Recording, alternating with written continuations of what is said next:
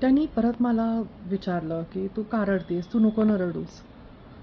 आणि त्यांच्या हातामध्ये एक प्लास्टिकची पिशवी होती, त्याच्यामध्ये 2 फळं होती, 2च फळं होती अगदी. आणि मग ते म्हणू लागले की तुला 20 रुपये देतो, तू चहा पी.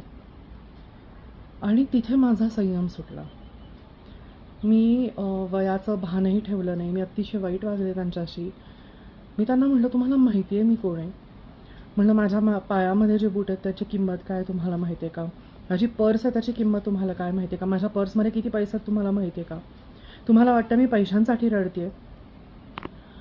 माझ्या कुठल्याही उद्धटपणाचं त्या माणसाच्या चेहऱ्यावरती किंचितही लवलेश नव्हता.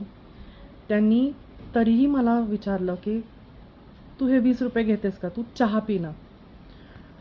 आणि मी खूप चिडले. म्हटलं, तुम्हाला समजत नाही मी एकदा सांगितलेलं? Just leave from here.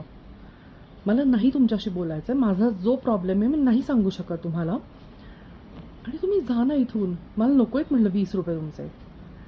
आणि ते गेले आणि मला थोड्या वेळाने खूप वाईट वाटलं.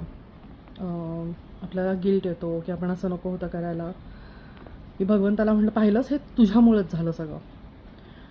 तू हे माझ्या आयुष्यात अशी सिच्युएशन आणलीस. आणि वयाचंही भान न ठेवता मी या माणसाला इतकी बोलले. आता म्हटलं, परत माझी कधी त्या माणसाशी भेट घडवणार म्हणजे मला सॉरी तरी म्हणता येईल त्याला. आणि आय वॉज शॉक्ड. एक 10-15 मिनिटांनी तो माणूस परत आला आणि मी तरीही रडतच होते. ह्या वेळेला त्यांनी मला 60 रुपये देऊ केले. मला म्हणले, हे घे ना, तू चहा पी ना. म्हटलं, तुमचा काय प्रॉब्लेम आहे? मी चहा पिल्याने माझं रडणं थांबणार आहे किंवा जे माझ्या आयुष्यात घडलं आहे ते रिव्हर्स होणार आहे का? तुम्हाला नाही सांगू शकत म्हटलं मी माझ्या बाबतीत काय झालं आहे. Because I was so deeply hurt. ह्या गोष्टीसाठी नाही की ह्या व्यक्तीने असं काही केलं आहे, पण ह्या गोष्टीसाठी की एखाद्यावरती आपण इतका विश्वास टाकतो आणि तेव्हा ती व्यक्ती असं धडा वगैरे शिकवायला आपल्याला असं काही करते ना, हे खूप विचारशक्तीच्या पलीकडचं असतं. आणि तो माणूस म्हणला की प्लीज तू हे घे, तुझ्या ना अकाउंटमध्ये चेक कर, त्याच्यात पैसे आले असतील. मी म्हटलं, तुम्हाला माझा नंबर माहिती आहे, तुम्हाला माझं नाव माहिती आहे, माझ्या अकाउंटमध्ये कसे पैसे येणार आहेत? मग ते मला म्हटले, तू आधी हे 60 रुपये घे.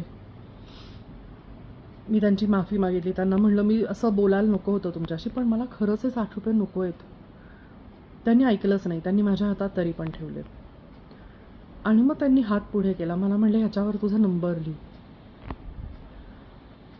आणि त्यांचा हात जेव्हा त्यांनी पुढे केला नंबर लिहायला, मला म्हणले, आता तुझ्या खात्यामध्ये पैसे येतील.